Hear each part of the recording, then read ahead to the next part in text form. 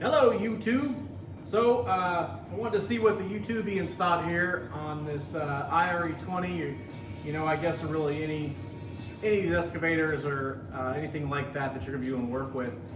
In my previous video, I talked about replacing these grease zerks here, and these grease zerks I put in were brass, so they were 8mm brass. I know there's a couple of different thread types, so I wasn't really sure which thread type, so I didn't want to strip out the steel inside of here. I don't know what the quality of this is, but I wanted to, put something in there that was safe. So one thing when I bought this machine is that there was a cap down there on the end, or a plug in here for the grease zerk, and I wasn't really sure, what to replace it with at the time. I had to dig the thing out, and it was brass, so it was really easy to dig out with the brass. And I went with the brass just to make sure I didn't strip them out. So anyway, I could see on the ends here, and on the end down there, I can see scenarios where you might bust one of these things off.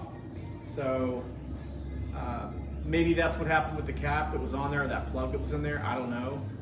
I did a lot of digging with it, so it could have been that, but it could have just been busted off from, the manufacturer. Because I know when I was putting these grease zerks in, these brass ones here, I had to be really careful because I did bust one of them off and have to get it out, the piece out of it, get the threads out of it there, and then I just put another one back in there. So I just tightened them down snug and I left it at that. But as far as the difference between brass and steel, haven't really paid much attention to that. And just wondered what your take was on it. What do y'all think about this as far as, do you use brass plugs or brass grease zerks, or do you go with the steel ones, or whatever metal alloy they are? But I'd love to hear your take on it, so let me know in the comments. I appreciate it. All right, YouTubians, have a good day.